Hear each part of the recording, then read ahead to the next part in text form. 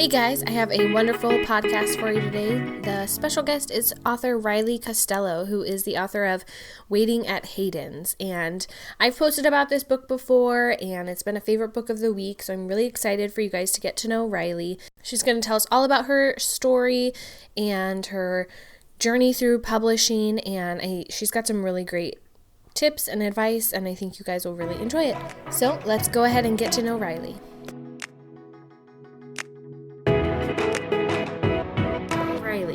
Let's start off by having you tell us about you and your novel, Waiting at Hayden's. Yeah, so Waiting at Hayden's, it's women's fiction, and it's a story kind of about the complicated nature of timing in our relationships today. So it tells two interconnected stories, the first of a boy and a girl who meet and fall in love too early in life before they're ready to settle down, and the second of a woman who's ready to settle down, but she hasn't met the love of her life yet, and they kind of intersect on one night. Oh, it's so amazing. Have you read it? Yes, I did. Okay, you've already read it. Okay. Thank you. I have time, I take my kids outside for a good 3-hour chunk in the morning to just get that energy out, and I can usually read a book in about that time. So I read it the other day and it was just, I loved it. I was like, keep playing, guys, I want to finish this book. Oh, well, thank you. Yeah, it was definitely really enjoyable to write. It took me 10 years, so it was I've been asked before, how did you stick with something that took that long? And I really, really loved coming back to this story every single day. So it was definitely a feel-good place to kind of spend time. So. Well, and I think when, it's a true book of your heart, it doesn't feel so much like work or like you're grinding yourself when you're working over that long of a time period, Yeah, it's more which I think is the great thing about writing. You don't go into it thinking, oh, I'm going to just have make a bunch of money. You go into it you have a story you really need to tell, or it's just something that you're really curious about or whatever. So definitely. So I think it's on your, the back of your book on your website or something, but you love Nicholas Sparks and his kind of love stories, which I think are wonderful. I've read almost all of them, I'm pretty sure. But I also love, so you bring in a little bit of East Coast, I'm blanking on names, but the places where he always has his books set, and then Portland, too, which was awesome. Yeah, so I'm from Portland, so I'm obviously really familiar with it. And I grew up, the book takes place at a dessert restaurant that's loosely based on a restaurant in Portland called Papa Hayden's. I don't know if you've been there. My husband and I went there on our first date, so I do know it very well. Oh my gosh, how cute. I went on a lot of dates growing up there, and I just thought, I love that whole Northwest 23rd Street, and I just thought it's such a little romantic spot in Portland. So I wanted to set it there, but I actually moved to the setting of Nicholas Sparks' books to write the first draft of this book. I was such a fan. I love that. So it was kind of nice because, I got to live in Charleston, South Carolina for a while and really experience what, all the magic of the South that he kind of writes about. It really is like that. Yeah. But I wanted to write, as much as I love his stories, I never felt like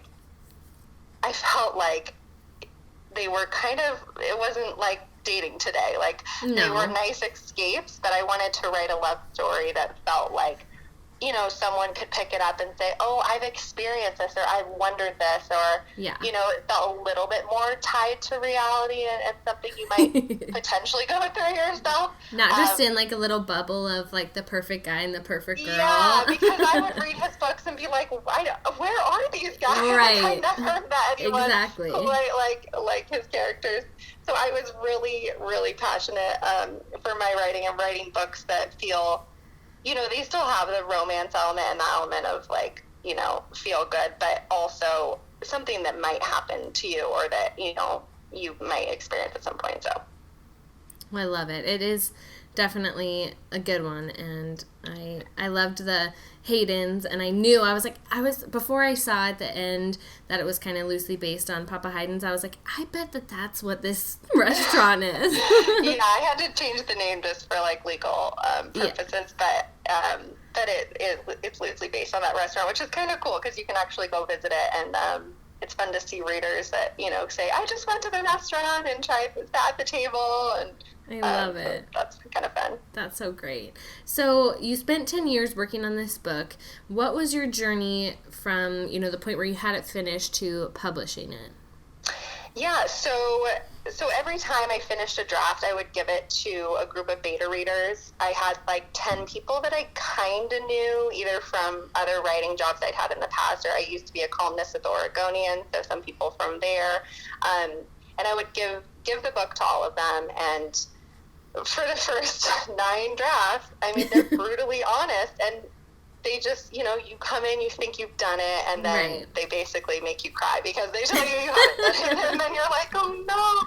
So that was always that was always tough, because you kind of keep thinking, I think I'm closer, or I think maybe I'm done. And I really, really am proud of myself, though, for always taking the feedback. I really took everything they all said, and I made the changes, because really, when your book goes out into the world, I mean, people will say, they can say really horrible things unless you make sure that it's totally ready to go, Right. So I did that. During that process, I went and pitched it to, at writers' conferences and stuff when I thought it was done, and it was always unanimously everyone wanted it, but then they had the same problems as my beta readers. So I pulled it, and then finally this 10th draft, it was unanimous. All my beta readers were like, oh, you did it. And I had an editor as well, and she was like, this is totally done. Don't spend any more time on this. So actually at that point, I had the idea for shop fiction. Mm-hmm. So my book is the first book where you can shop all the characters' clothes and home decor as you're reading. So anytime you come across an outfit in the digital version, I don't know if you read it in print or digital, but I read it in print. Okay. Yeah. So in the digital, you can click on the outfits when you see them in the text, and then you can see the character come to life right there, and then you can shop any of the items. And then in the print version, there's a web address to do the same. Yeah. And there's also little videos throughout the book that you can kind of watch and see all the scenes you read about come to life. So I had this idea, and I ended up, I haven't really actually told anyone this, but I ended up pulling it from the submissions, and I founded my own publishing house because of not wanting to sell the rights to shop fiction. So I've actually done all of it myself. I love it. That's awesome. Yeah. So at this point, because it's been doing really well, I'm considering going a different direction for my next one. But I think what people don't realize about the publication process, and I had no idea when I first started, is your general advance, and you sell your book, so you give it away. And if you don't, it's really rare for a first-time author to get a huge advance, and they just don't put any money into the kind of the new authors. Everyone I've talked to, I went to so many conferences and met with so many authors. I just did a ton of research beforehand, and so I was just really passionate about going this route, and because I had the shop fiction thing, and just wanting to kind of create this as a platform for other authors to be able to do stuff that's similar. So yeah, I think that's awesome. I remember finding you on Instagram, and around the time that you were filming a lot of the scenes and all of that, yeah. And I was like, this is such a cool idea. That's awesome, because there are definitely books where you're like, oh, this character looks, and their clothes are cool, I want to see what it actually looks like and recreate it. So I think it's a wonderful idea. Thank you. Yeah, it was really fun and collaborative, and I think, with the book industry, in order, once you get a book, picked up and stuff, there's a long process, and I had all these relationships with these brands, so I kind of had to put it out, on the timeline that was working with, when the clothes were coming out and all that stuff, so I kind of needed to keep things on my own schedule in order for it to work. So for down the road, just, things might change in that direction, but I am very familiar with the whole query process and everything like that as well. So if you have any questions on that, I can still go into detail. Yeah, I guess if you could just tell us, how you, before you decided to, make your own pathway, but how did you approach querying, and then just kind of your tips for other Yeah. writers? So my query for my second book, I think I sent it to 50 people, and almost every single person wanted to see it. So I felt like I mastered the query, but that's awesome. The query really, I mean, just following their directions like to a T is huge. They get so many queries, and just doing exactly what they ask for in their guidelines. And I took a lot of courses in it. I think it's a really hard thing. It took me, for Waiting at Hayden's and then for my next novel, it took me a good month, I would say, to put my query together, because you really, really, really need to figure out exactly what your book is about. And it's a different kind of writing than novel writing. It's sales writing. So that brief little snippet about why you're the person to write the book. For me, with shop fiction and everything, I have a fashion blog and I love clothes, and so that was kind of a tie-in for like why I had come up with this idea. And then succinctly, telling your story in as short as you can get it, to make sense to the agent. And to grab them and want them to read more without giving it all away. Because they are getting so many queries. So I had my beta readers all read it a bunch of times as well, and just and taking feedback. I think that's the hardest thing.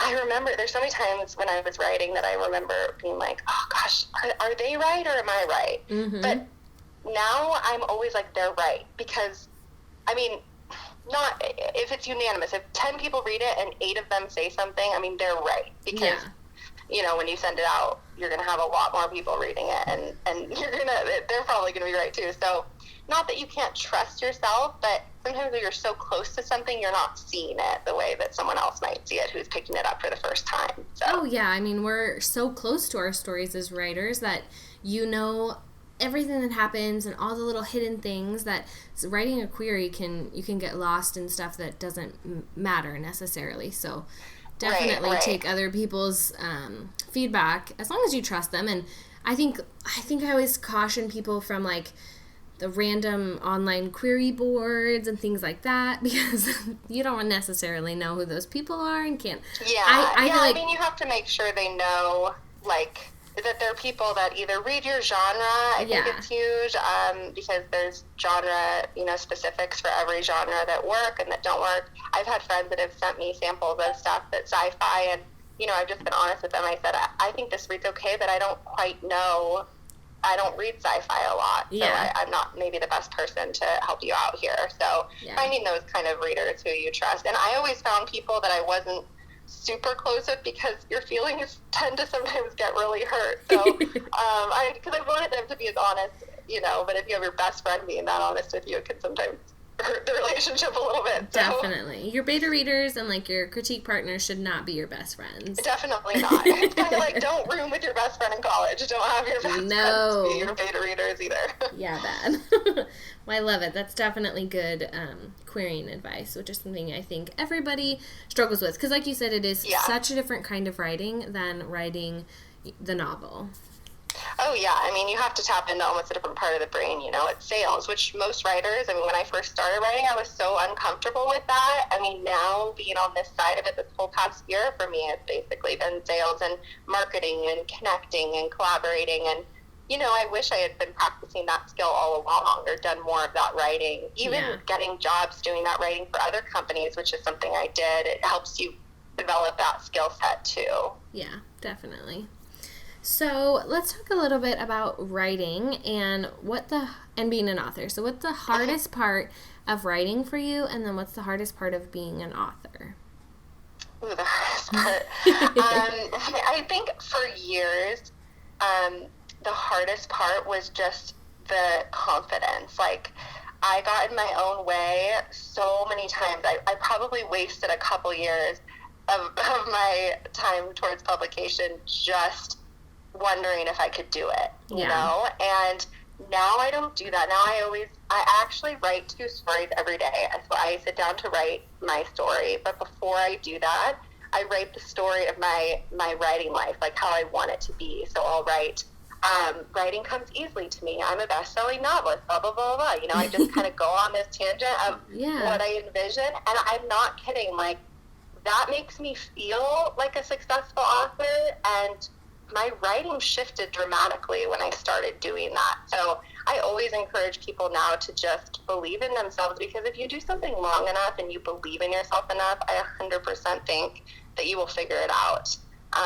So that, you know, that's something that was my biggest struggle for a really long time. And that too, my editor for my last, you know, I said it took 10 years and 10 drafts. On my last draft, I had this moment where I felt like I filmed these video trailers. I was on my 9th draft. I was feeling really uninspired. I was like, how am I ever going to do this? I was in my own head. And so I sat down, I kind of quieted my mind. I said, what is one thing I could do right now to make me feel excited again about this book and like I can actually finish it? And I said, well, what if I just filmed some video trailers and brought it to life visually? Yeah. So I did that. I hired a videographer for a day, and we made these trailers. I had so much fun, and I felt like, because I saw it all come to life, I was like, oh my gosh, I can do this. I can be, like, I can totally imagine this happening. And that shifted something inside me. It made me believe again. And within 1 week, I rewrote the whole book one more time, and I sent it to my editor, and she was like, what did you do? Like, how did you do this? And so quickly. And I said, really, I just, it's almost like I knew how to do it all along, but I've been kind of suppressing that because I've been so in my own way with wondering if I could do it. So yeah, I think we as writers are our hardest on ourselves. And I think too, just with the world we live in and social media is sometimes not a very positive place. So keeping yourself positive all the time about your writing or anything you're doing is definitely a challenge. But I love that you've found ways that make you feel positive and motivated. That's great. That's a hard thing to do. Yeah, I think it's tough, but once you start doing it, it's like it becomes the most important part now of my writing ritual is just that. Build yourself up first, you know, because you'll figure it out. So. Definitely. Well, on the flip side of that, what is the best part of being a writer and an author for you? The best part recently has been I've met with so many book clubs this year now that the book is out, and it's really, really neat to get to connect with so many people. I felt like I've made so many friends this year, and to hear how the story has kind of touched them or affected them, it's really, really special. I mean, I knew it would be neat, but it's even fuller than I thought it would be. So that part, you know, if you're working on a story, you know, knowing that at some point you'll get to do that, I think keeping that in mind is helpful.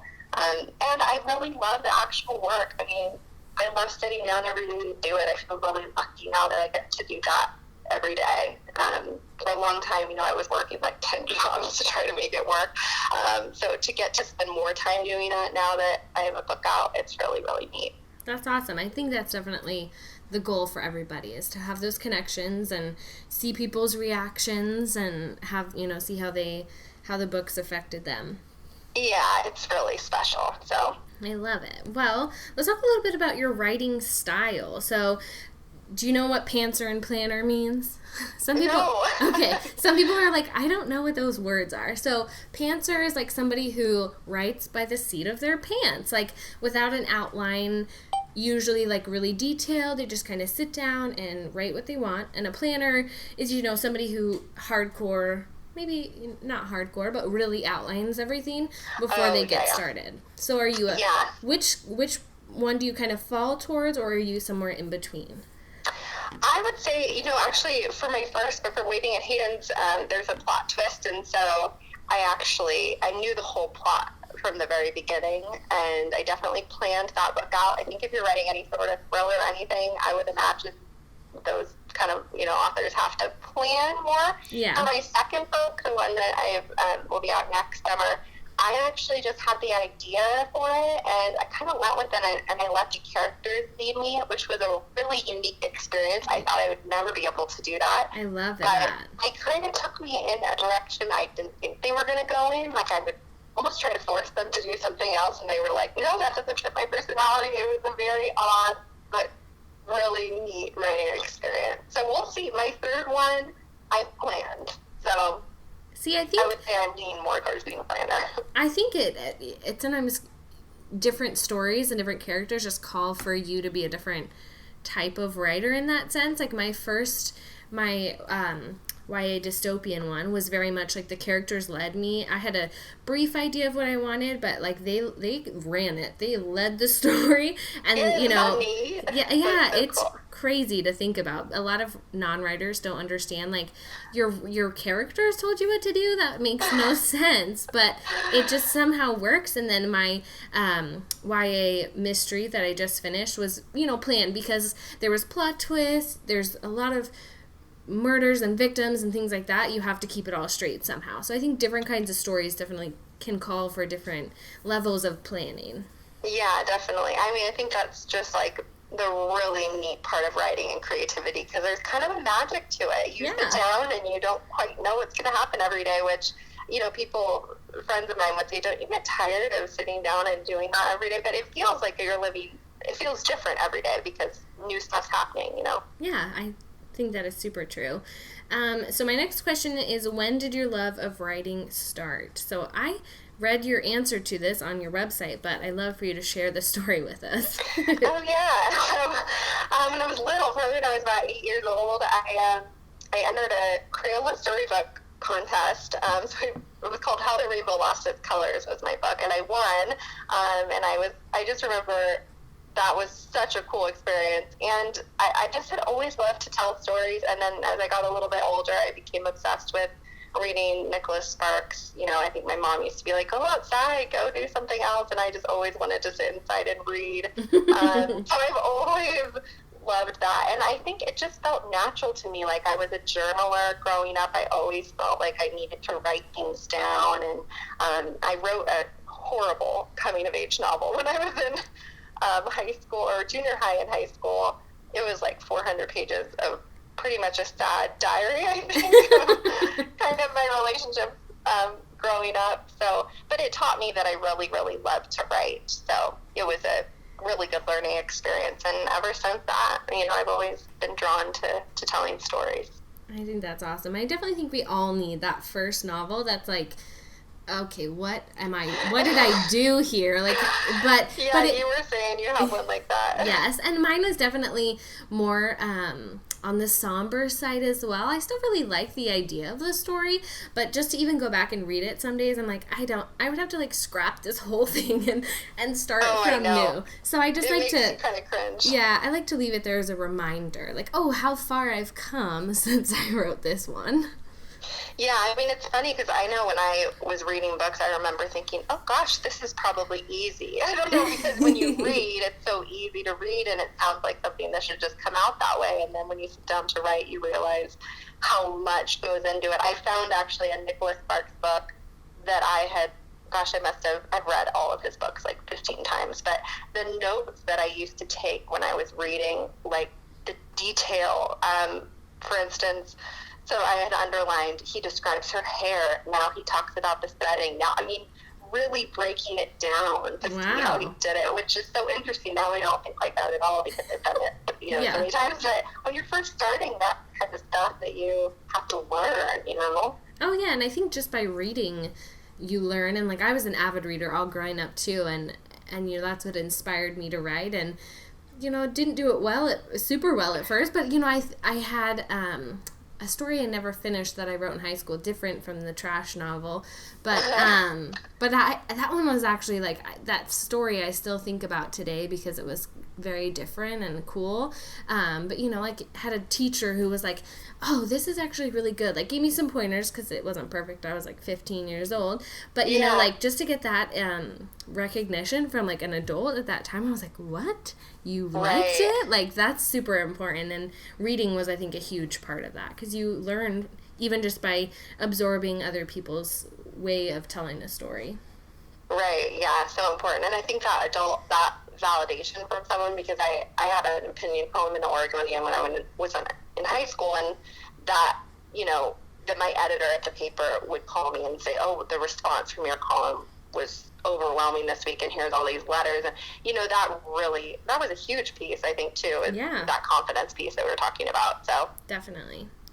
So, we talked a little bit about your revision process already, your beta readers and your editor.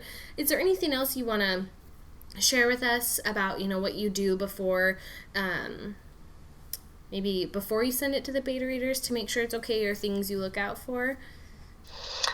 No, I would just say, for people writing a book, I think with revisions, like I said earlier, just really, it can be so hard to listen to feedback, but really trying to take it all in. I mean, for the most part, I tried to just make, even little changes of things that I was like, okay, I guess I could see how someone might think that. And, that it really ends up being super helpful. It all adds up, and it's the hardest thing. I always take a few days after I've gotten all the feedback during a revision, maybe like a week, to just kind of forget about it, and then I can come back to it, and I'm not so emotional, because you are really emotionally attached to your stories. I mean, I haven't met any authors that aren't, and so you can get kind of defensive when people come at you saying, I didn't like this, or change this.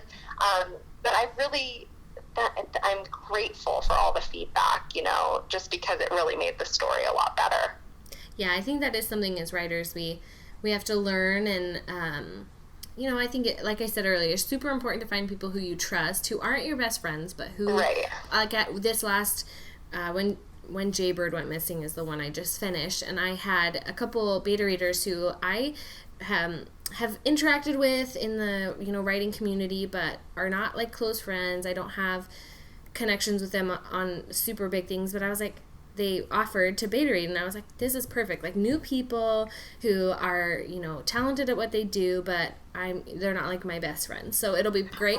And their feedback was amazing, like super detailed, super thorough, but there was a couple things where I was like, no, I don't want to change that. Like, I really like that. And so I had to take some time and be like, okay, no, that actually helps it makes it a lot more believable. But the feedback is I think always a hard part for people, because you get so in love with your book. Yeah, I know, which is great, because you have to be your biggest advocate, and you have to, otherwise it would never get finished. So it's definitely a balancing act. I mean, you can, but usually too, once you've signed with an agency, and and you've gotten a publisher, they'll kind of tell you when you're making the changes. So. Yes, and I think that's a good, beta reading and like critique partners prepares you for that, because your agent isn't going to be like, okay, your book is perfect the way it is, let's do nothing. Well, and you're not going to get that too. I mean, I feel very lucky that for the most part the response to my book so far has been great, but you can never. Some of my favorite authors had books come out this year, and I read the reviews, and they just got ripped apart, and it hurts me so bad for them, because I just think, gosh, I hope you're not reading any of these, because I thought your book was great, and you're a great writer, and I know how hard it is, and, as a writer, you totally connect and can identify with that, but I really, that's why partly I'm grateful I listened to everything, because I always just think, gosh, what if I hadn't made those changes? People on the other side are going to be saying those things, Well, and I mean, I encounter that. I review a lot of books, and I have people reach out to me who are like, oh, review this, and, just get a lot of arcs, and there are some that I don't love. There's been some I haven't been able to finish, and I think that as a writer, I've been able to really, like, be a better reviewer, because I understand what goes through, goes into the process. So where I look at it and I'm like, well, this is actually like really well written. Like, one of them was just too much exposition. It was just like huge paragraphs, page after page after page, which is not my ideal book. I like to have it be broken up, a little more action, a little bit less narrative of what's going on. And so I was like, when I reviewed it, I was very much like, this is my personal preference. Just trying. I know, which is so, writing is so subjective. I mean, I've been in writing groups too, where everyone loved a piece and I didn't like it at all. Exactly. Or vice versa, so it is, it's definitely subjective for sure. But I think feedback, like you said, prepares you for when your book is published too, because not everybody will love it. And just developing that thick skin too, that's something. I actually went to therapy before my book came out, just to learn that skill and to get good at it, because I was so nervous about my book being out in the world, and I just thought, like, I don't want to not do this work and I don't want to lose my thin skin, because it's what allows me to be able to write and to be able to connect with other people and to be able to, have insights about life that I wouldn't have if I was just closed off. Yeah. But when your book's out in the world, I mean, it can be really, like, the first few mornings I'd wake up and be like, oh gosh, I hope there wasn't anything terrible when I was sleeping, Yeah. You can't control that, and people aren't gonna, you don't need everyone to like it, but to have enough people like it that, that they connected with it. I mean, that's why you're doing it. And you're doing the work partly too for yourself. I learned so much about life and love, and, that's part of the journey as well, Definitely. So Riley, my last question is my favorite one for people. I know we all love books, so it is, what is your favorite book right now? This is not your favorite book of all time by any means. Just a book you've read recently that you really loved. My favorite book recently? Well, everyone loved this, but Daisy Jones and the Six was, I think I read that in about 2 days. It was definitely worth, I thought, the hype. I don't know if you've read that one. I haven't read that one. I've seen it around a lot. Gosh, yeah. I thought it was so well done. I started reading all of Taylor Jenkins-Reid's other books after that one because I hadn't read her before. So it was definitely a page turner for sure. Awesome. Well, I will have to add that to my list. I love that question just because I already have a to-be-read pile that's like way too big, but you can always find new books by asking other people. Yeah, I know. It's always great to get recommendations and word of mouth. It's definitely helpful as well. So Riley, thank you so much for chatting with me for the podcast. It has been a pleasure to get to know you and your writing process, and everybody go buy Waiting at Hayden's. Wasn't she awesome, guys? Thank you so much for listening, and please make sure to go support Riley, follow her on Insta and Twitter, and buy Waiting at Hayden's. She's also got another book in the works, so keep your eye on her. And as usual, I am so appreciative of the time you guys take to listen to the podcast, and would love it if you could rate and review or share the podcast with your friends or anybody you follow, or not follow, but anybody who follows you on social media. And I have one last episode of the year for you guys next week, and then we'll be starting our 2020 guest list, which is pretty amazing. So you guys better prepare yourself. Thanks so much for listening.